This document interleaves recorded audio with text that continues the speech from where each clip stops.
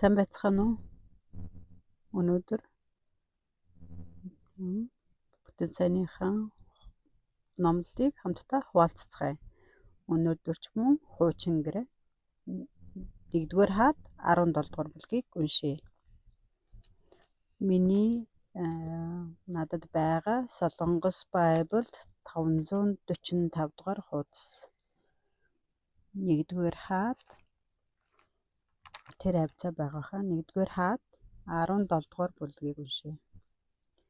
Хуучин гэрээ 17:8-аас эхэлж уншицгаая. Зарефатын нэгэн бэлэвсэн эхнэр. Тэгэхэд эзний үг түүнд ирж босож Сидонд харьяалагдаг Зарефат руу явж тэндэ бай. Тэнд чамайг тэжээхийг нэгэн бэлэвсэн эмэгтэйд би тушаасан гэв. Елия даруй босон Зарефат руу явлаа. Тэрээр хотын үүд хүрээд хартал нэгэн бэлэвсэн эмэгтэй мод түүж байв. Елия тэр эмэгтэйг дуудаад надад жаахан уух ус вард хийгээд авчирч өгөөч гэж гуйв. Тэр эмэгтэй ус авчирхаар явах гэж байхад Елия түүнийг дуудан надад цусам талах авчирч өгөөч гэж хэлв. Харин тэр эмэгтэй хариуд нь таны бурхан эзэн амьд. Надад савн дах атгахан гурил, домбон дах жаахан тосноос өөр юу ч үгүй.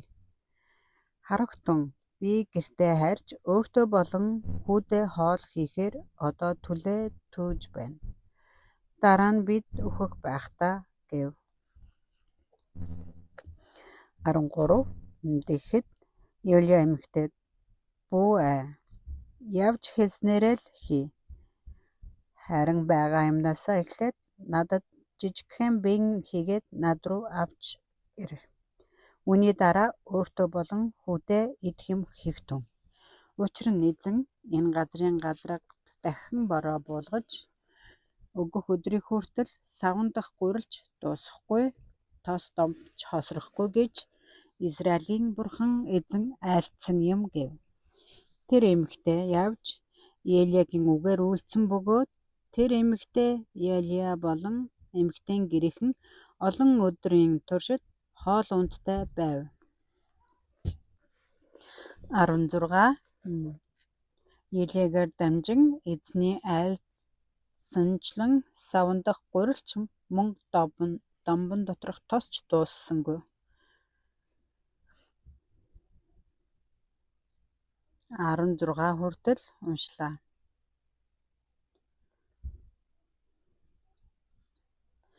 Түрүүчийн 7 хоногт Наман жанжны тухай хуваалцгаасан. Наман жанжны тухай нэг доор бүгдийг ярьж амжихгүй байсан учраас 2 хувааж ярилцсан. Энэ Наман гэдэг хүн маш том хүндэтгэл үлдсэн агуу том тушаалтай арсны өвчтэй хүн байсан.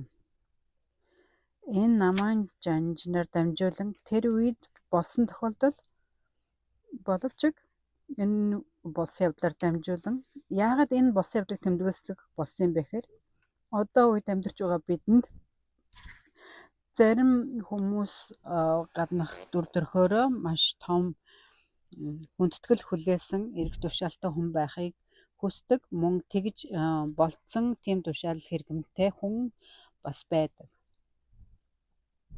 Гэтэл тэгж амьдарч байгаа хүн ч байгаа, мөн тэгж амьдрахыг хүсэж байгаа хүн байтал тэднэрт тэндээс гэвч арсны өвчтөнгүүдээ гэсэн. Тэгэхээр тэр хөндлөө штэ маш том агуу хүн мэдээч сайхан, гэтэл тэнд гэвч гэж орж ирэхээр ямар нэгэн сул тал бий. Тэр нь арсны өвчин. Энэ арсын өвчин бидний дүр төрх юм. Бурхан харахад бидний дүр төрх юм байна. Тийм учраас өөр ямар нэгэн өвчнөөс илүү энэ арсны өвчин буюу уйман өвчин нь нүглийг илэрхийлж идэг. Нүгэл гэж юу вэ гэдгийг ойлгуулахад энэ өвчин нь маш ойрхон дүрслэл юм байна. Амархан аргаар хэлэх юм бол энэ хоёр адилхан зүйлээ гэж хэлж болно. Та нар энэ арсны өвчин тухай сайн мэдэх үү? Би сайн мэдэхгүй. би тэгтээ суралцсан мөн намайг баг байхад тийм арсны өвчтэй хүмүүсийг харж байсан. Манай гэрт ч ирж байсан. Тэднийг харахад бүр боосон, нуусан, тагилсан байдаг.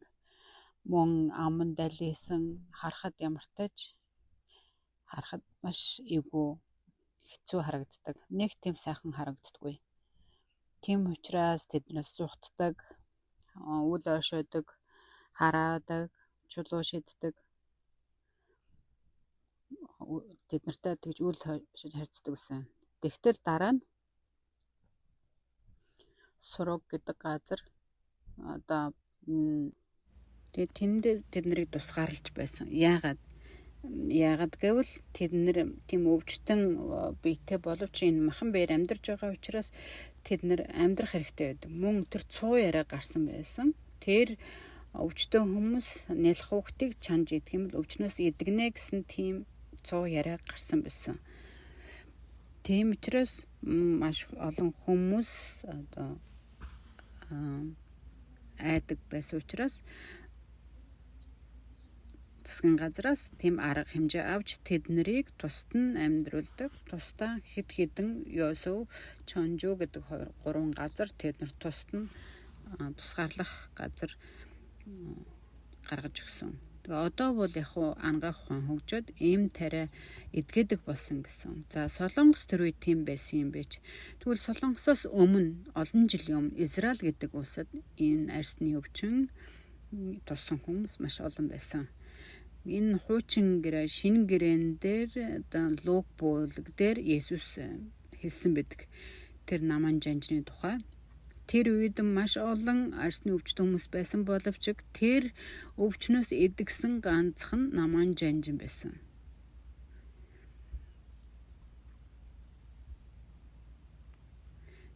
Тэгэхээр одоо энэ ертөнцийн амьдарч байгаа маш олон хүмүүс байгаад нүглээс аврагдсан.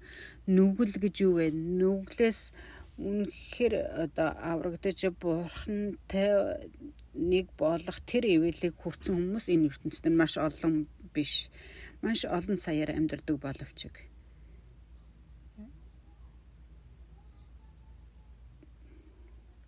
тэр үед Есүс өөрийнхөө төрсөн нутагт маш олон гайхалтай ажлыг хийдэг байсан. Өвчтөн хүнийг өвчнөөс нэдгээжсэн маш олон гайхалтай ажлуудыг хийдэг байсан. Тэгээ түүний хийж байгаа үйлсийг харахад гайхалтай сайхан байгаад байдаг. Гэтэл тэр хүү хэн бэ? Тэр Йосефийн хүү шүү дээ гэдэг байсан. Яагаад гэвэл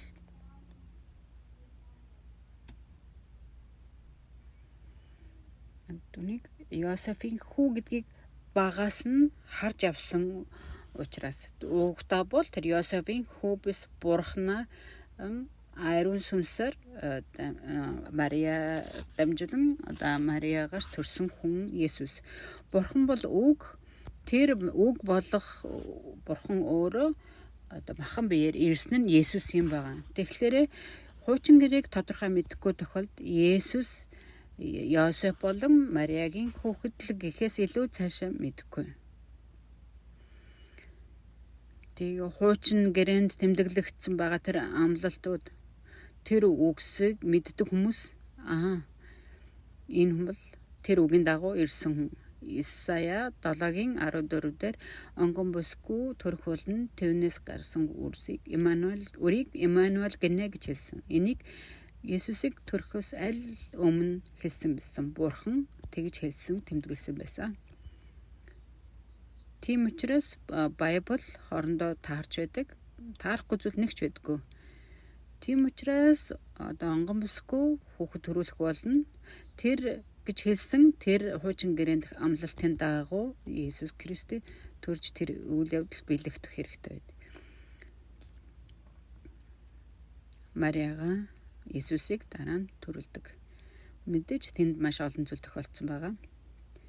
Тэгээд түүний нэрийг Эммануэль гэсэн аль хэдийн ариун иш үзүүлэгчдэр ариун сүнсээр дамжуулагдсан хэлэгдсэн байсан учраас Хэрвээ Есүс тохироогүйгээр би Есүс өөрөө ирээд би Есүс би Бурхны хүү гэж намдад итгэсэн аврагдана гэж хэлэх юм бол хэн ч итгэхгүй.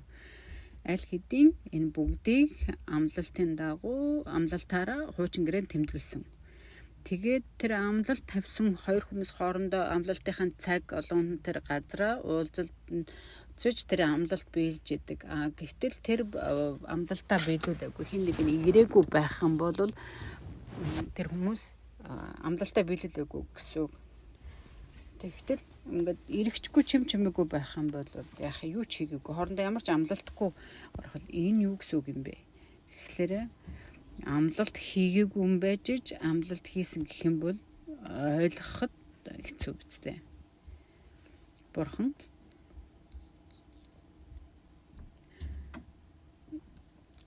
яг хэлсэн үгийнхэн дагуу амлсныхаа дагуу ажиллаа хийдэг. Эхлэл номноос эхлүүлээд энэ амлсан амлалтаа нэгийг ч зөрчөөгүй. Тийм учраас маш их олон амлалтууд хуучин гэрээ шинэ гэрээн дээр биелэгдсэн одоо ч гэсэндээ биелэгдэж байгаа. Жишээлбэл Ичлэл номон дээр бид нэр цаг хугацаатай амьдарч байгаа учраас өнгөрсөн одоо ирээдүй гэж харах юм бол Илчлэлт ном маань ирээдүйд цаг дарах зүйлийг тэмдэглэсэн байгаа. Гэтэл тэр ирээдүйд болох зүйлсээс одоо биелэгдэж яваа. Энэ газар ирээдүйд байхгүй болно. Шууд далайч байхгүй, газарч байхгүй, Бурхан Тэнгэрээс шин одоо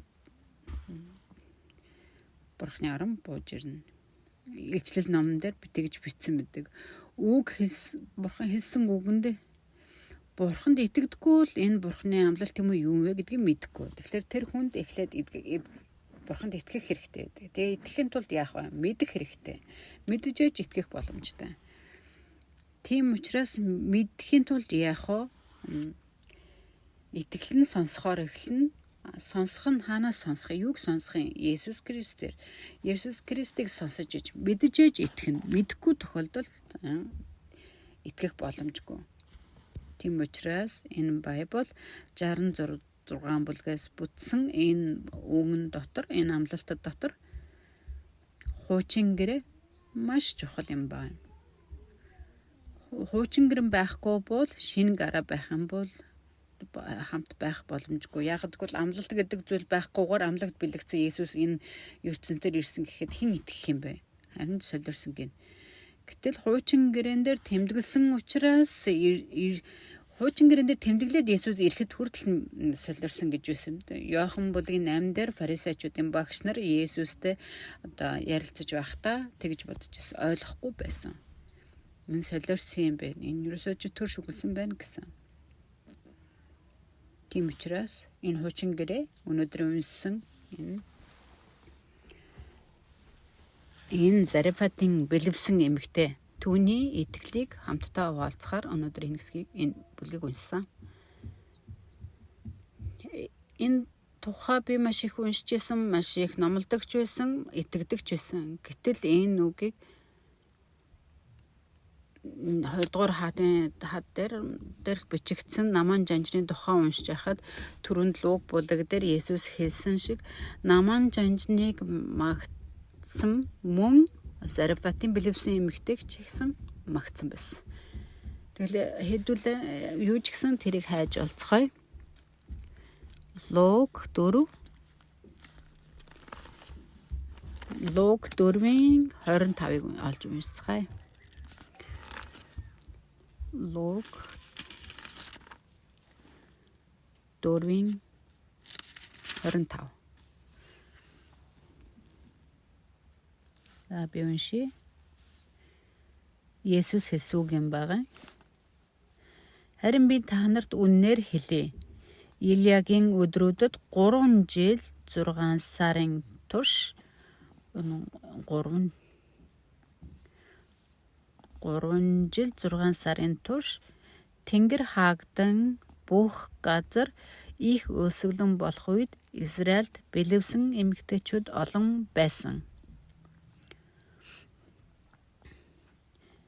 гэсэн хэдиж Елия тэдний хиндэн ч бус зөвхөн Сидон нутгийн Зарефатын нэгэн бэлэвсэн эмэгтэйнд илгээгдэжээ.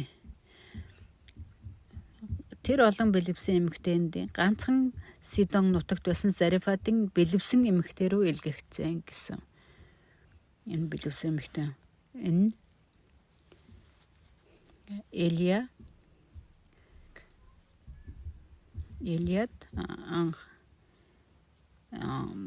Илияг зочилдог.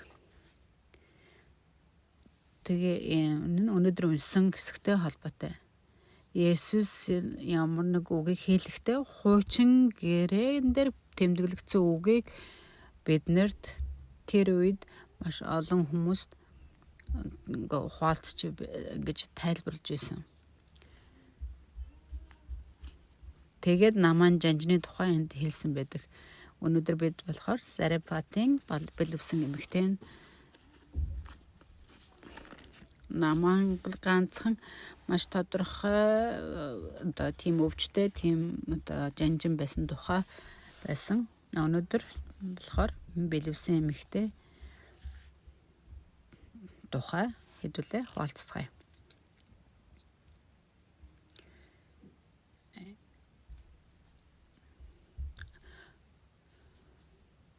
Энд Илия гэдэг иш үзүүлэгч гардаг. Энэ Илия иш үзүүлэгч нь энэ 1-р хаадын 17 дугаар бүлгээс эхлүүлээд тэмдэглэгдэж 2-р хаадын 2-р бүлэг хүртэл үүлэн дээр одоо салхин тугд ингээд хөөрдөг. Махан бие нь өхөөгүй байсан. Гэхдээ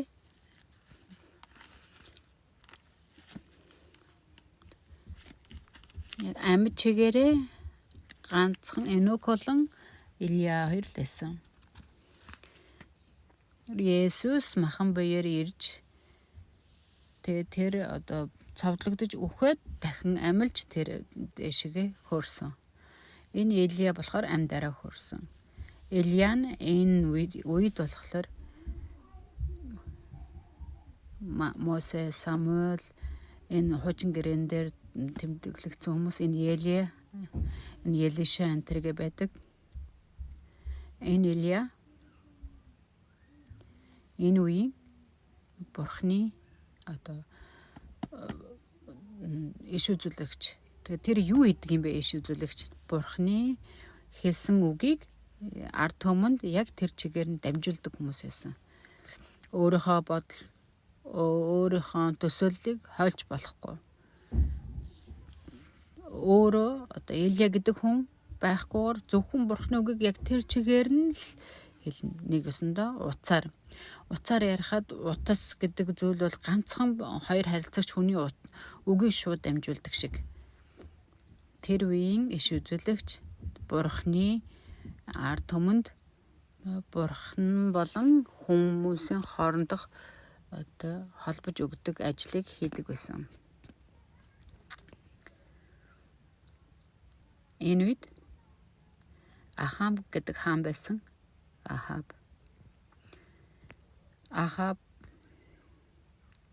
мөн сүмд явдаг хүн, номлол сонсч байсан хүмүүс энэ Ахаб хааны тухай сайн мэднэ. Маш Яробам хаан маш одоо атгаг хаан байсан бол энэ Ахаб ч гэсэндээ маш атгаг хаан байсан. Түүний аав нь Омед гэдэг хүн байсан. Тэгээ Омри гэдэг хүн Омри үхэж Ахаб хаан болсон. Тэгээд тэр Ахаб хааны эхнэр одоо бид нар хэлж байгаа. Тэр хүн хаан учраас хатан гэсэн үг тийм. Хааны эхнэрийг хэн гэдэг лээ? Хааны эхнэрийг хэн гэж хэлдэг лээ бид нар? Хатан. Ингээд туслах хэрэгтэй шүү. Ганцаараа ингэж ганцаараа ярьж байхаар хоорондоо харилцсан байвал зүгээр байна. Энэ ингээд хааны хатан нь өөр шашинд үйлчлдэг хүн байсан. Баал гэдэг мөн Ашера тэр шашингуудад үйлчилдэг байсан юм хүмүүс. Тэгэхээр Ахаб нь хэн итэг вэ гэхээр бурханд итгэдэг, бурханд итгэх ёстой байхад л гадны эмэгтэйтэй гэрэлсэн учраас тэр эхнэрийнхээ болон тэр хатны итгэдэг шашинд итгэсэн. Тэгээ хэр үзэсгэлэнтэй байсан юм байгаа мэдэхгүй.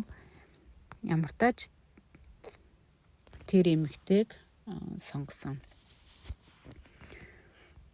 Тэгээд түүнд хайртай учраас түүний үйлчилдэг шашинд хүртэл үйлчилж эхэлсэн. Түүнийг хүлээн зөвшөөрсөн гэсэн үг. Тийм учраас дараа нь энэ Изабел Баал үйлчилдэг хүмүүс 450 хүн, Ашерад үйлчилдэг энэ жишээрийн үйлчилдэг 400 хүн. Тэгэхээр тэр олон иш үзүүлэгч нар хин юм бэ? Юу юм бэ? Тэр бүгдэд итгэж байгаа тэр олон хүмүүс тэр хаан чи Ашерад одоо Ашерыг шүт, чи Ашерад үйлчил, чи Баалд үйлчил гэж ингэж буруу үйлдэлүүдийг хийдэг байсан. Тэгээ бурхан болохгүй бол түүнийг зүрх сэтгэлээ мэдэж ав. Гэмш те наад чиний итгэж байгаа шашин чинь бол хуурамч. Жинхэнэ нь бол би, жинхэнэ бурхан надаас өөр байхгүй гэдгийг одоо мэдүүлэх гэсэн. Еремия 17 дээр хэлсэнс ганц бурхан нь бурханаас өөр байхгүй гэдг хэлсэн. Тэгэхээр түүнээс өөр бурхан хийм бэ гэхээр хуурамч. Тэгтэл сатан хуурч тэгж итгүүлдэг.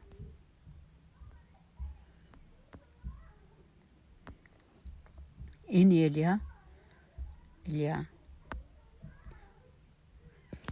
чи түнд үйлчил.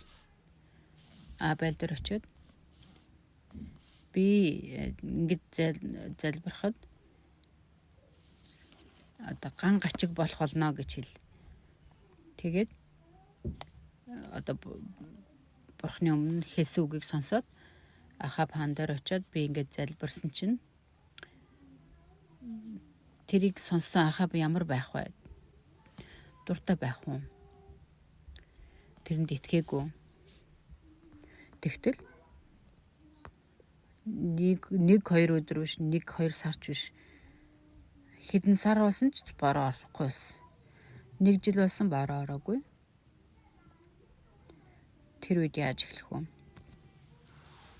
Елэг хайдагсан уу, эсвэл елэг дууддагсан уу? Би буруу зүйл хийж. Үнэхээр би бурхны үгэнд итгээгүй байна гэд зүрх сэтгэлээ эргүүлж бодох байхад тэгээгүй. Ахаб хаан бурхан Илиягаар дамжуулж үг хэлж тэр хэлсэн үгийнхэн дагуу гангачиг болж байхад Ахаб бурхны өмнө эргэж ирэх ямар ч бодлогоос зөвхөн Илияг буруутгах байсан. Илияг барьж алах хэрэгтэй. Илияг олж ир. Тэр үед Илияг бурхан одоо нууж хамгаалдаг. Чи зуухт. Тэгээ уул руу яв гээд эхэндээ хэрэгээр дамжуулан өглөө оройны хоолыг өгч хооллдог байсан. Энэ нь 17-гийн 1-ээс эхлүүлээд бидний үнснээс өмнөх 2-оос 7 1-ээс эхлүүлээд 7 хүртэлх бүлэг дээр байгаа. Энэ 17 дугаар бүлэг 3 дээр хэлсэн байгаа. 17-гийн 3 дээр эндээс явж зүүн зүг рүү эргэгтэн Йордан голын зүүн талд орших Хэрэд горхны хөвөнд нугдан амьдрах гэсэн. Тэгээ бурхан түүнийг тэнд очиж амьдр. Йордан гол руу хаана гэсэн? Йордан гол руу. Хэрэд горхны хөвөнд нугдан амьдрах гэсэн. Тэгэхээр тэнд ус байгаа. Тэгтэл одоо гангачиг болж байгаа. Гэтэл тэнд ус байсан. Тэгэхээр түүнд бол усанд санаа зовох шаардлагагүй. Ганцхан идэх зүйлэндээ санаа зовходлоо. Гэтэл хэрээнүүдийг нэр дамжуулан түүнд далах болон мах очиж хооллдог байсан. Тэгээ энэ бүгдийг ярих юм бол цаг дамжихгүй учраас энэ тийм зүйл болсон. Тэгээд дараа нь ингээд одоо тэр горигч гэсэн ширгсэн. Тэгэхээр юу гэсэн үг вэ гэхлээр энэ нь гангачг нь улам ширүүн басан гэсэн үг. Тэгэхээр идэх зүйлгүй басан гэсэн. Тэгэхээр тэр ард түмэн бас ямар байх вэ? Адилхан гангачгтай байгаа учраас идэх зүйлгүй басан гэсэн. Гэтэл өнөөдрийн бидний унсан уг 8 дугаар хэсгээс эхэлж унсан эзэн түүнд ирж босож Седан тариалагддаг Зарефат руу явж тэндэ бай гэсэн. Тэнд бай гэсэн. Тэгээ юу гэсэн үг вэ? Түүнийг нүүж судлах гэсэн. Тэр Зарефат гэдэг газар руу нэг нутаг тийшээгээ яв гэсэн.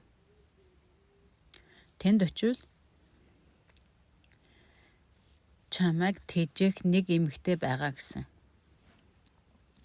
Тэр эмэгтэй нь бэлэвсэн эмэгтэй, тэр нь бэлэн байгаа гэсэн. Тэгээ энэ хүртэл хугацаанд болохоор хэрэг хоолж исэн бол одоо хүнээр мөн тэ маш том тушаалтай хүн биш. Зөвхөн ганц хүүтэй бэлэвсэн эмэгтэй байсан. Тэгэхээр нөхөр нь өнгөрсөн эмэгтэй хүн. Ганц хүүтэйгээ амьдардаг хүн байсан. Тэгэхээр тэр эмэгтэйн амьдрал нь ямар байх вэ? Дээрээс нь гангачиг болсон байхад тэр хүний зүрх сэтгэл ямар байх вэ? Амьдрал нь ямар байх вэ? Тэрний зүрх сэтгэл маш хэцүү бэрхшээлтэй, уу гашуунтай, зовлон зүдгүүртэй байсан байх. Ямар хэцүү байсан бол гэтэл Бурхан Елиад тийшээ яв гэж хэлсэн. Түн рүү очих гэсэн. Түүнд идэх зүйлийг тэнд бэлдсэн гэсэн. Тэгэхээр Элиаг харахад жоохон хоол ундтай, жоохон боломжийн амьдралтай хүн байгаа, баян хүн байгаа гэж бодож болох байсан. Гэтэл яг байгаа байдал дээр болохоор эсийг уншихад босод Сидонд хариалагддаг Зарефат руу явж тэндэ бай.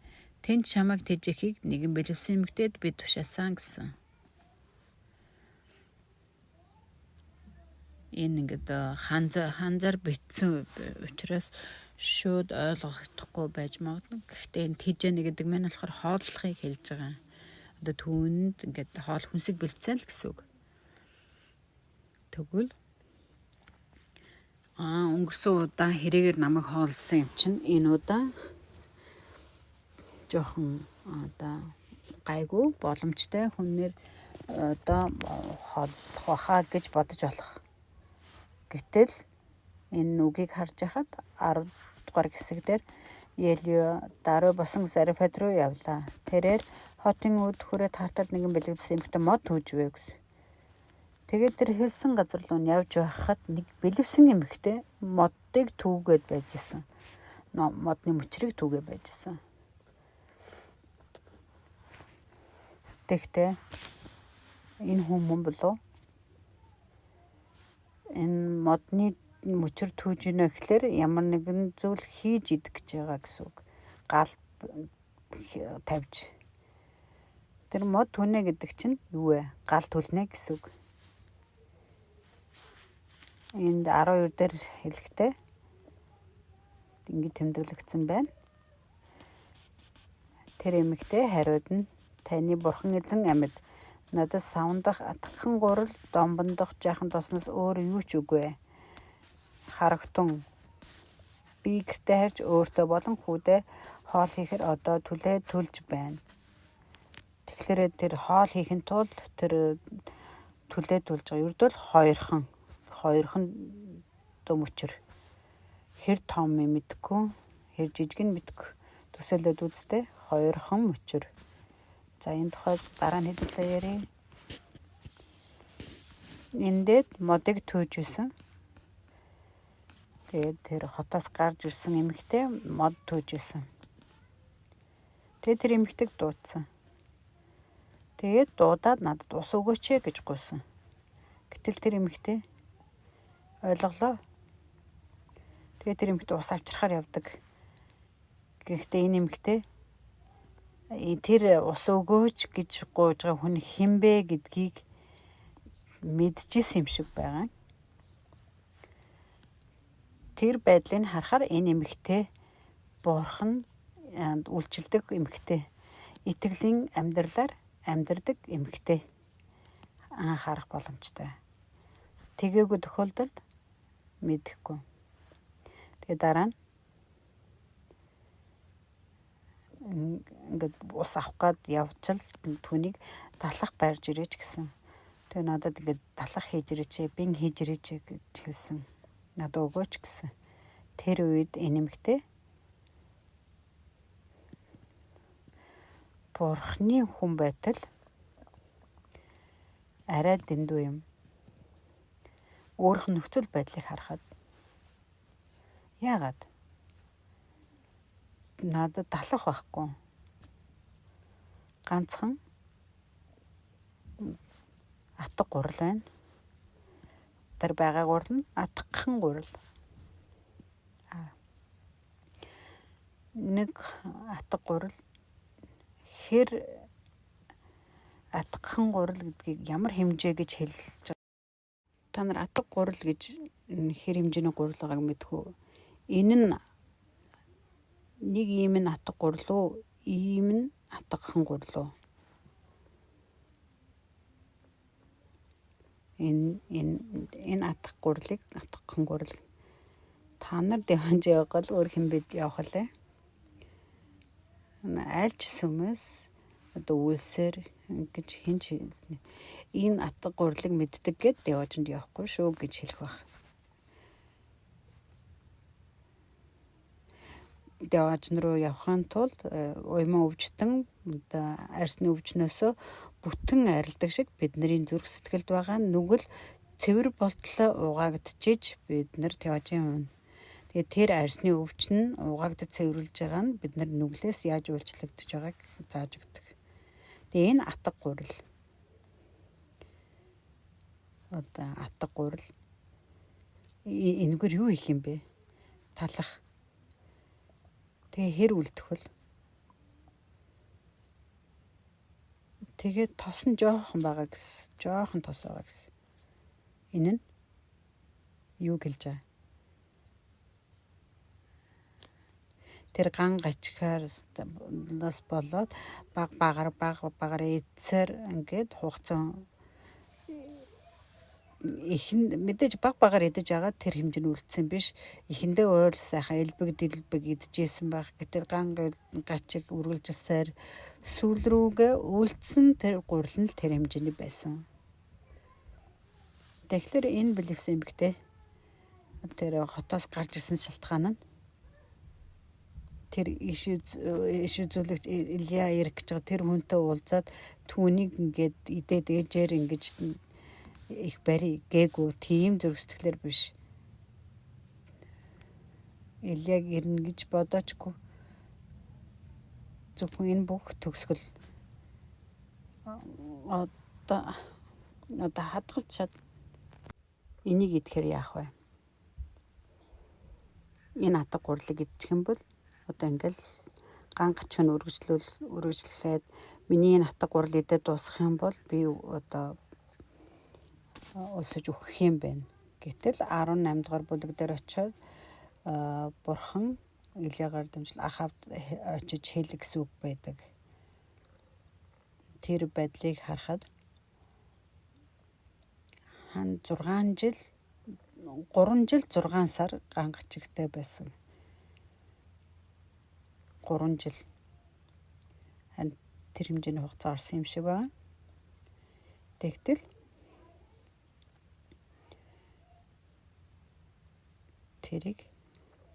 тэр сүүлийн атгахын гуралыг гал түлээд талах барахын тулд зуураад хүүдээ жоохон өөртөө жоохон гэж идий гэж бодож ирсэн. Тэр олигтой ч хүрхээргүй байсан.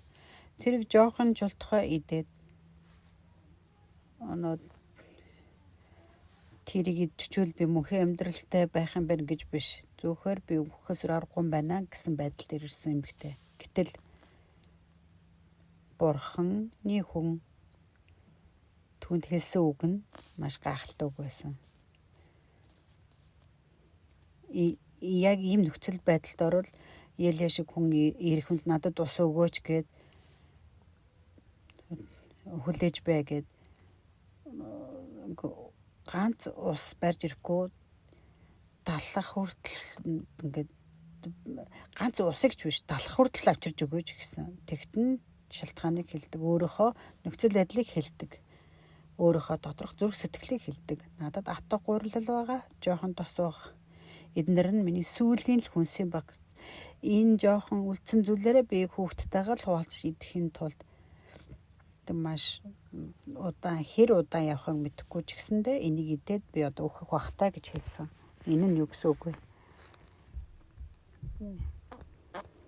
Гэтэл энэ ийм хүн надаас одоо хоол өгөөч гэж, талах өгөөч гэж хэлдэг. Энэ үгэн таарахгүй бурхны хүн байж гээд мэдээж түүнд гомдсон бах, шүүж ус мах чи бурхны иш үзүүлэгч мөн үү гэсэн ч байх. Тийм нөхцөл байдалд бид нар ч гэсэндээ ордог. Гэтэл энэ Илия харцгаая, үгэн дээрээс харцгаая.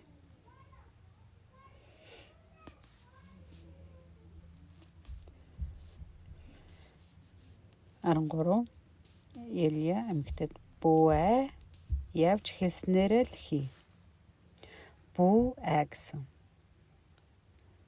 Битгий гэсэн.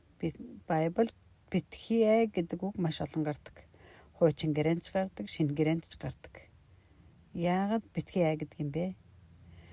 Яагаад гэвэл айж байгаа учраас. Тэгвэл битгий гэсэн нь ямар учиртай? Чи айж байгаа боловч чамайг айхгүй байлгана, айлахгүй байлгаж өгнө гэдэг амлалтыг хэлж өгч байгаа гэсэн үг. Иесус дээр цэргийн охин нь насварж байгаа хүн Иесус дээр ирдэг. Тэг Иесустэй л уулзвал одоо охин маань өхөнд өвчнөөсөө салж өгөхгүй эдгэх болно гэж бодож ирсэн. Гэтэл түүн дээр очих тэр хугацаанд тэр охин нь насварсан байсан. Тэгтэн Иесус юу гэж хэлсэн бэ түүнд? Битгий зөвхөн итэг гэсэн. Тэгэхээр аавын зүгээс өөрийнх нь хайртай охины төлөө бүх зүрх сэтгэлээ зориулж өөрийнхөө тэр тушаал хэрэгмээс нэр нүүр одоо бүгдээс өөрөө бууж өгч зөвхөн Иесусийн өмнө очиж Иесусыг тэр үед буруу номтон гэж байсан бол тэр хүн бүр Иесусийн өмнө очиж түүний ичих нүүр одоо бүх зүйлийг одоо орхиж охиныхоо төлөө түүний өмнө ирсэн. Тэгэхээр тэр ямар их бэрхшээлд орсон байх вэ? Хүн та нар ийм нөхцөл байдалд ийм хэцүү бэрхшээлд орох юм бол энэ үед л Иесус ажиллаа хийдэг. Бид нар төгсгөлд бид нар дуусахад Иесус бүү итэг гэж л хэлдэг. Зөвхөн итгэл гэж хэлдэг. Тэгээ энэ үед Илия түнд хэлэхдээ бүү гэж хэлсэн. Тэгээ дараа нь чааш нь харъя. Явж бүү. Тэгэхэд Илия эмэгтэйд бүү явж хэлснээрээ л хий. Харин бага амнаасаа эхлээд надад жижигхэн бэн хийгээд над руу авч ир. Тэгээд бүү чи тэгээ хий гэж хэлээгүй. Бүү гэж хэлснийхаа дараа юу гэж хэлсэн мэгэр хэлснээрээ л хий гэсэн. Тэгтээ надад жижигхэн бэн хийгээд над руу авчраарай гэсэн. Тэгээ атгахын гурилтай байхад түүгээр талах хийгээд эхлээд надад өг гэсэн. Тэгээд хэрвээ хүн чанар байдаг юм бол тэгж болох юм уу? Болохгүй үстэй болно. Гэтэл Илия яагаад тэгж хийсэн юм бэ? Бурхны үг Илиягийн нүдэнд атга гурлын тэр гурлын савн дотор ганцхан атга гурал биш. Тэр дотор гурал нь тэр ган гачгийг дуустал дуусахгүй гэдгийг итгэж исэн. Итгэлээрээ. Тэгвэл итгэсэн гэдэг нь юу гэсэн үг вэ? Итгэл нь харагдаагүй зүйлсийн найдвар гэсэн. Тэгэхээр юу гэсэн үг вэ гэхээр тэр итгэлээрээ тэр бэлэвсэн эмэгтэйгийн гурилын сав нь дүүрэн байгаа гэдэгт итгэж исэн гэсэн үг. Нөхцөл байдал нь болохоор атгахын гурил агаад байдаг. Гэтэл итгэлийн хүн тэрийг харахгүй гэж юу? Чи ган гачиг дуустал чи тэр бэлэвсэн эмэгтэй чамайг хооллох болно гэхлээр юу гэсэн үг вэ гэхээр тэр эмэгтэйд хоолыг бэлдсэн байгаа гэсэн үг. Тийм учраас эхлээд тэр хэрээгээр дамжуулан тэр уулан тэр Йордан голын зүүн талд яаж амьдарч исэн тэр шувуу хушуунда зууж ирсэн тэр зүйлсийг идээд байж исэн.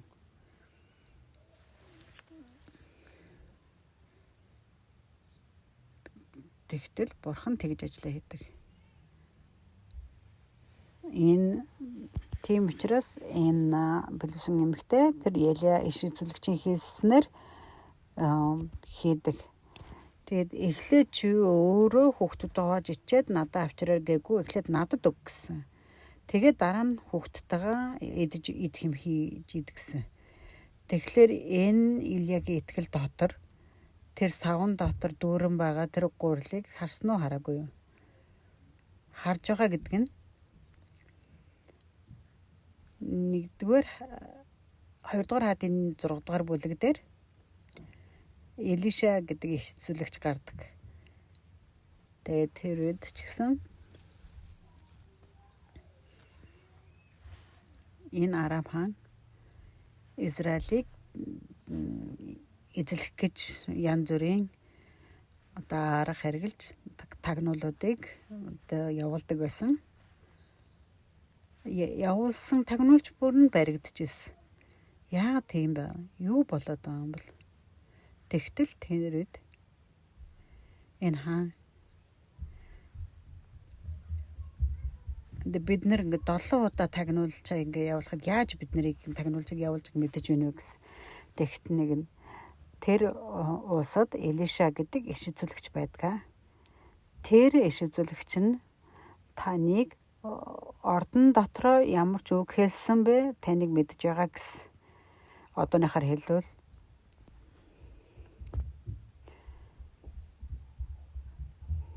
бүгдийг мэддэг гэсэн. Тэр үед Арам хаан маш их бухимдаж хааны ордон дотор хааны хэлсэн үг бүгдийг сонсдог, мэддэг. Тийм учраас одоо Солонгосоор одоо хамгийн том цэргийнхэн тусгай цэргүүдээ армуудаа тэр Элиша бүгдийг мэдж байгаа гэдгийг сонсоод Элиша бүгдийг мэдж байсан учраас Израильчуудыг дийлэхгүй байсан. Тийм учраас тэр Израилийг дийлэхэд тулд тэр Элишаг барих хэрэгтэй юм байна. Тэгээ бидний дунд урвагч гэж байхгүй. Тэр иш үзүүлэгч бүгдийг мэдж ийм зүйл болж байна гэд цэргүүдэд тусгай армаа явуулдаг. Ойроохон тийшээ үдс цагаар тэгээд төднийг бүсэлдэг Израилийг Элишаг барихын тулд Элишаг барихын тулд Израилийг барьж Элишаг барьж Израилийг эзлэх боломжтой байсан. Тэгтэл өглөө болоход Элишагийн төвний байгаа газар ингээд өглөө босоод ингээд сунаагаад ингээд харахад Арамын цэргүүд битүү бүсэлсэн байгааг харсан. Тэгээ хаант минь маш аюултай юм боллоо. Арамын цэргүүд биднийг бүсэлсэн байна. Одоо бид нэр бүгд өгсөн. Тэр үед Элиша битгий гэсэн. Тэр нь юу гэсэн үг? Санаа буу зов. Тийм учраас энэ нөхцөл байдлыг харж байгаа нүд Элишагийн харж байгаа нүд. Элиягийн харж байгаа нүд тэр Билис эхнэрийн харж байгаа нүд. Энэ үгийн хэлж байгаа үг бидний харж байгаа нөхцөл байдал. Энэ итгэлийн амьдралаар тэр итгэлээр дамжуулан бид нар Бурхны хүчийг бид нар мэдэрч гинэ үү, чадахгүй байна уу гэдэг л ялгаа юм байна. Та нар тийм нөхцөл байдалд ороход тэр Элишагийн цэргийн тэр цэргүүдийг хараад маш жоцож айсан. Гэтэл Элиша битгий айгсан. Тэгтэн нөгөөдх нь санаа зовж байсан учраас Бурхан түүний нүдийг нээж харуулж өгөөч гэдэг. Бурхан манай үйлчлэгч нүдийг нээж өгөөч. Юуг харуулах нүд юм бэ? Арамын цэргүүдийн зогсож байгааг тэрийг биш. Бурханы цэргүүд.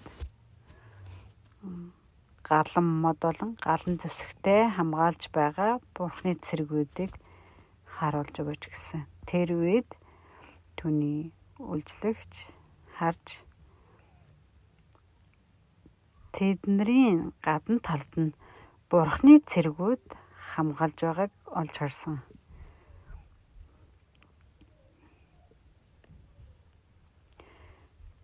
Тэр үеийн санаа зовлт үргэлжлэх үү яах вэ?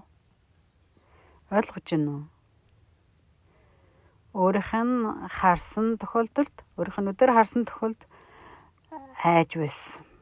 Бид нар дийлэгдэх боллоо. Арамын цэргүүд бид нарыг бүсэлжээ гэв. Гэтэл Элиша айл хэдийн Бурханы цэргүүдийг харсан байсан.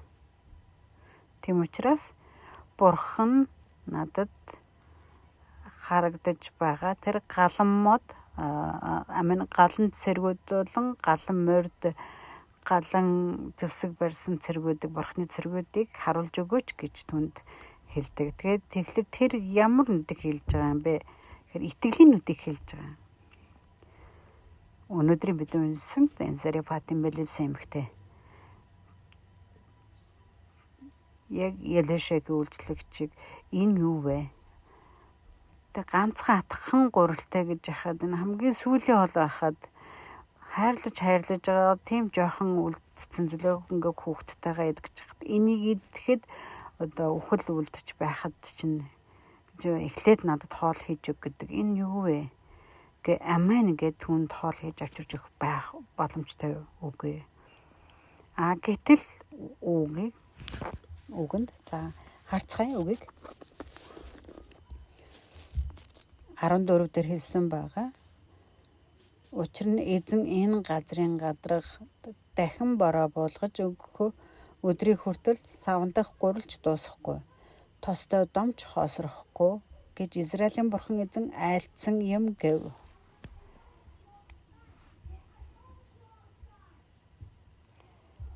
Элия одоо далах гурилчин дуусахгүй битгий санаа зовоо гэж хэлээгүй. Зүгээр яг одоо эзэн энэ гангачиг дуустал тэр савандах тос гурил дуусахгүй гэдгийг хэлсэн гэдгийг хэлсэн. Тэр нь түүний Бурханы амлалтыг хэлж байгаа.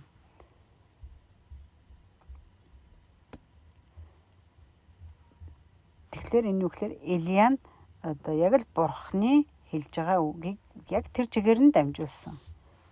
Тэгээ уцаар бид нар ятуу шууд ингэж хэлэгдэг шиг. Яг тэр чигээр нь. Тэгээ тэр үед энэ Билипсэн эмэгтэй. Эхнээсээ эхлүүлэл шууд ихэнд нь амин гэж хүлээж авсан уу? Үгүй.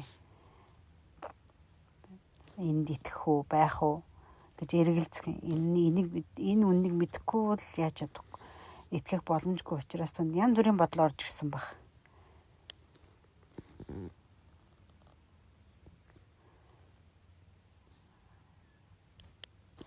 бид нэр Бурхны ивэлэр одоо хүртэл амьдарч гэстэй. Энэ хүртэл бид нар Бурхны үгэнд итгэж ирсэн байхад энэ одоо ч гэснээр бол Бурхны үгэнд итгэхий. Тэгвэл одоо тэр Бурхны үгэнд итгэхэд тэр талхыг эзэн ч өгөхөд эдэгэж өгөх учраас мөн өгсөн ч гэсэндээ Бурхны үгэнд итгэхий гэж гэх байтал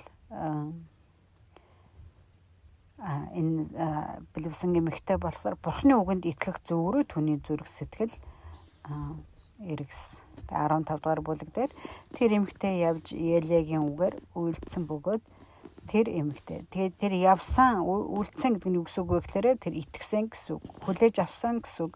Бурхны хэлсэн үг энэ ган гачиг дуустал чиний савндах гурилч дуусахгүй домбондох тосчинч дуусахгүй гэж хэлсэн хоосрохгүй гэж хэлсэн тэр үгэнд тэр нь зөвхөн тэр шүтүүлэгчийн үг биш Бурхны амлалт гэдгээр хүлээж авсан. Энэ л түүний итгэл юм байна.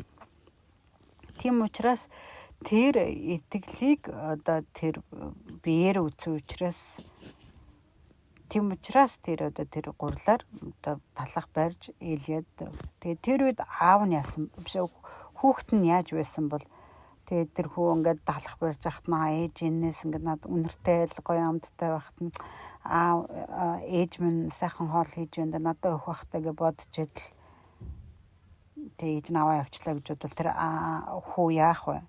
Oh my god. Манай ээж яг надад өгөхгүй байгаа юм бол надад өгөхгүйгээр надад хайргүй бахта өөр тийшээ хин төхөр явж байгаа юм бол намайг өөх гэж байгаа юм бахта гэж хэрвээ би тэр эмэгтэй хүү байсан бол тийм бодлыг авах байсан баг.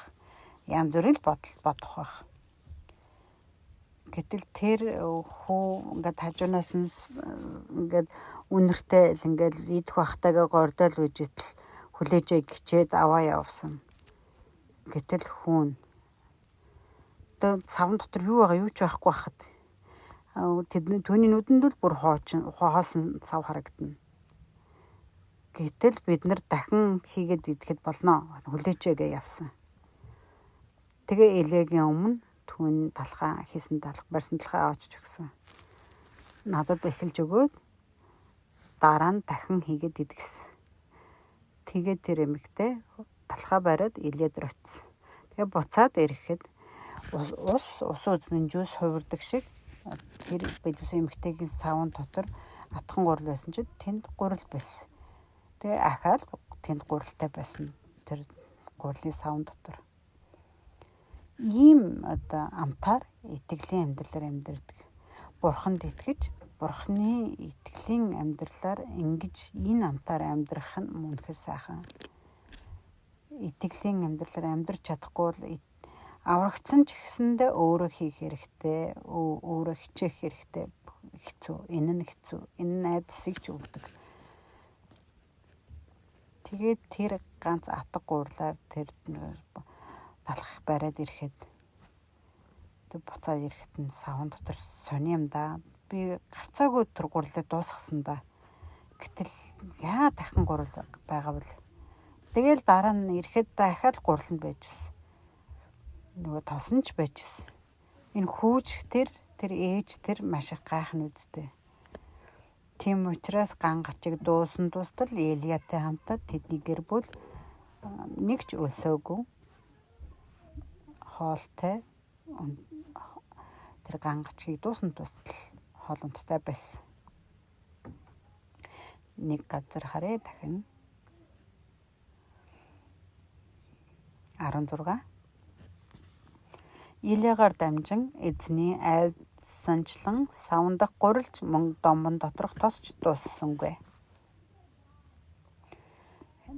Энэ гарч байгаа талах Есүс Христийн биеийг илэрхийлж байгаа, махан биеийг илэрхийлж байгаа.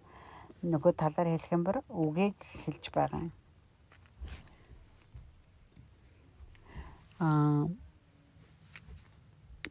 Тос нь болохоор ариун сүнсийг илэрхийлж байгаа.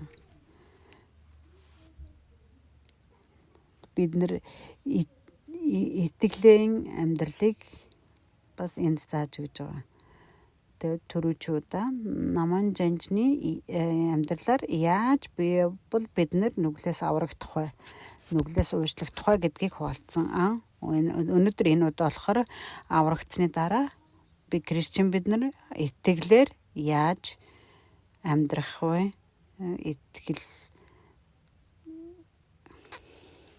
Тэгэхээр тэр итгэл амьдралаар явахын тулд яах вэ гэхээр яг тэр Йордан гол руу явах хэрэгтэй.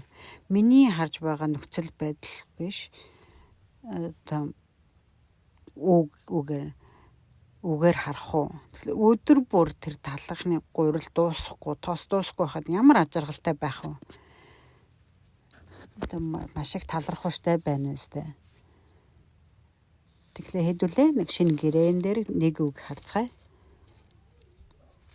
Ром 8 дугаар бүлгийг харъя.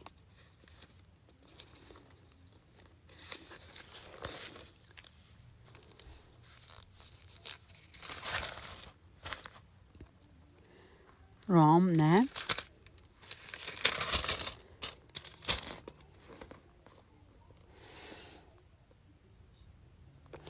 8:26-г уншъя. Түүнчлэн сүнс бас бидний сул дорой байдал тусалдаг. Учир нь яаж залбирах ёстойгоо бид мэддэггүй.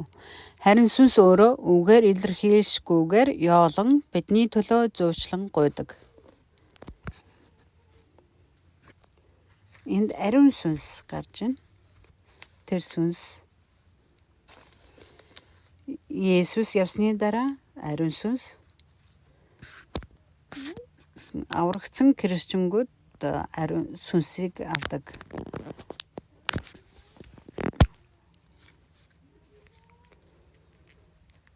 Байблаар тэмдэглэгдсэн байдаг. Нүглээс уучлагдахад ариун сүнс бэлгэнд ирнэ. Аврагдсан гэдгийн нотлохоо нь бол ариун сүнс биднэр дээр өгөгддөг. Нүгэлтэй хүнд ариун сүнс байхгүй. Нүгэл уучлагдаж угаагдахад ариун сүнс бэлгэнд нь өгөгддөг. Энд түүнчлэн сүнс бас бидний сул дорой байдлыг мэддэг тусалдаг. Бид нар ингээ гууж би энийг буруу хийчихээ гэж шаардлага байхгүй. Сүнс бидний сул дорой байдлыг үгээр илэрхийлжгүйгээр бидний төлөө яолон зуучлан залбирдаг гэсэн. Тэг хинээс гуйдаг? Бурханаас гуйдаг. Тэгэхээр энд хэлсэн байгаа бидний гэдэг үгийн оронд өөрсдийнхөө нэрийг оруулж унших хэрэгтэй. За, уншиж харъя. Түүнчлэн сүнс бас чоны сул дорой байдал тусалдаг гэв. Энийг бурхан хийж өгөх хэрэгтэй юмсан. Энийг бурхан надад хийж өгөөч гэж хэлэх байсан гэх биш. Аль хэдийн сүнс миний өмнөөс гिचэнгүлэн гуйсан байдаг гэсэн. Дахиад нэг харъя.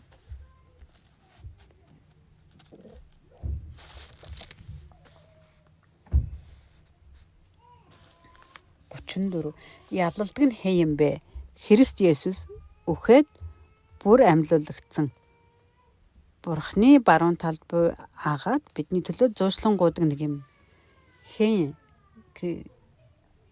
Есүс бидний нүглийн төлөө цолмоо дээр цовдлогдож дахин амьдэрсэн. Тэгээд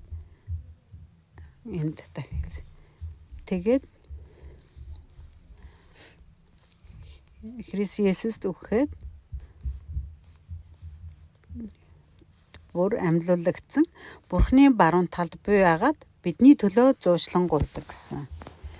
Баруун талд нь тэгэхээр энэ бидний гэдгийн оронд өөрийнх нь нэрийг уншаад Есүс үхээд Бурхны баруун гар талдаг. Энэ Ефес 2 дугаар бүлэг дээр ч гэсэн гарсан байдаг. Баруун гар талд сүс бидний хамт. Тэрэнд итгэдэг хүмүүс тэнд итгэж талархаж найдвар дотор амьдардаг бол итгэж чадахгүй хүмүүс одоо найдварч байхгүй, гордлогч байхгүй амьдардаг. Гэхдээ энэ бол үнэн. Итгэгч байсан, итгэхгүй байсан ч аврагдсан нь хэрвээ тодорхой бол Бурхан бидэнтэй хамт байгаа гэсэн. Есүс бидэнтэй хамт байгаа гэсэн. Тэгэхээр хамтдаа бид үхсэн, хамтдаа бид нар амьлаглагдсан. Тэгээ Бурханы баруун талд байдаг. За ерөөсө харцгаагаад өнгөрөө.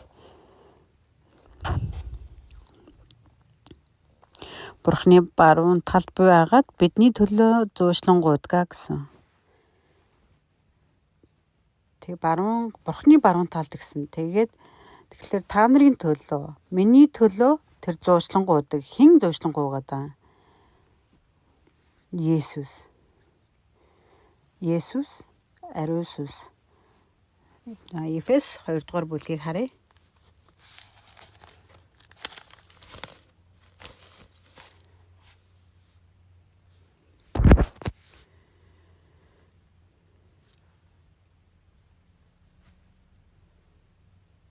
Таваас эхэлж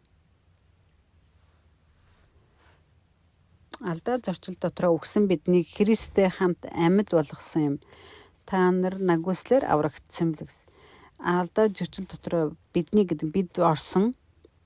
Тэгээ өөрийнхөө нэрийг оруулаад тэгэхээр Христтэй хамт амьд болгосон. Тэгэхээр Есүс загламаа дээр цовдлогдоход бид ч гэсэн. Тэгээд Есүс дахин амьлахад та нарч бич дахин амьлагдсан. Тэгээд та нар нэгүслэр аврагдсан билээ гэсэн.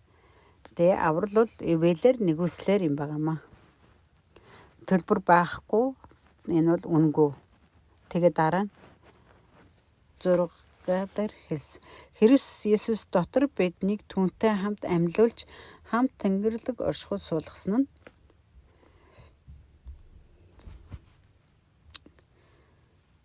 энэ дээр хамтдаа гэсэн. Хамтдаа амьлуулагдсан гэсэн. Тэгээ хамтдаа тэнгэр оршихуйд суулгагдсан гэсэн. Хамтдаа.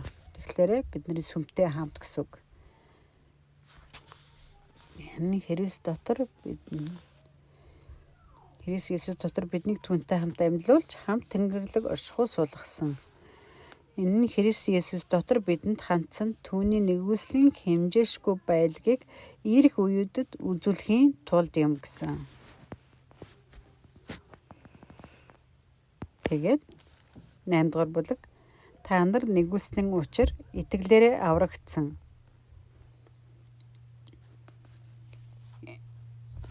Аврал нь ивэл итгэл хамтдаа байж бэлэгдэнэ. Аврал бэлэгдэнэ. Тэгээд энийг бэлэг гэж хэлдэг. Бурхны бэлэг. Бидний үйлс энд орсо багтахгүй. Хууль бол үйлсийг буруу зөв гэсэн нэг хэлж өгдөг. Итгэл бол ивэл юм баг. Итгэл болон ивэлэр авралыг бид нар хүртнэ. Тэгэхээр тэр ивэл нь итгэлтэй байж тэр ивэлийг хүртэнэ. Тэр итгэхгүй байгаа тохиолдолд ивэлийг хүртэх боломж байхгүй. Тэгэхээр өдөр бүр гуриланч дуусахгүй, тоосонч дуусахгүй. Тэр тухайд хоол хийж идэх тоолонд яас их баяртай зүрх сэтгэлтэй байх вэ?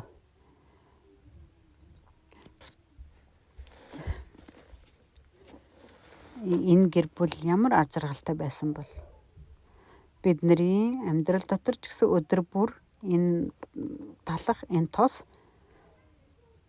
ажиллаа хийж байгаа хин юм бэ? Ариун сүнс хичээнгүйлэн гуйж байгаа.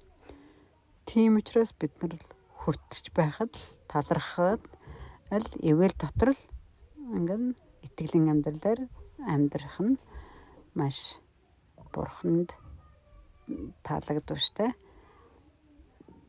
байх лээ.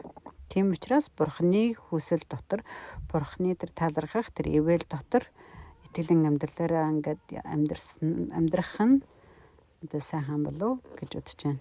Өнөөдөр энэ хүртэл номлыг бүгдээр хамтдаа залбирая. Бурхан амнэ тань талархаж байна. Зарефатын бэлэвсэн эмэгтэйгээр дамжуулан энэ итгэлийг мэдүүлж өгсөнд эхэндээ мэдээж маш олон бэрхшээлтэй байсан боловч үг тэр Илиягаар дамжуулан хэлэгдсэн бурхан таны үгэнд итгэж хүлээж авахад тэр ган гачиг дуустал тэд хоол хүнстэй ямар ажиргалтай амьдарч ямар их талархалтай амьдарсан бол бурхан минь та бидний өнөөдрийн амьдралд ч гэсэндээ бидний өдөр бүрт бурханы үг ариун сүнсийн удирдлага доор итгэлийн амьдралаар амьдрах суралцах тэр боломжийг энэ үгээр өгсөнтэй талархаж байна. Өнөөдөр энэ үгийг сонсож байгаа бүх хүмүүсийн зүрх сэтгэлд бурхан ивэлийг өгөхийг хүсэж байна. Иесус Христийн нэрээр залбирч байна. Аамен.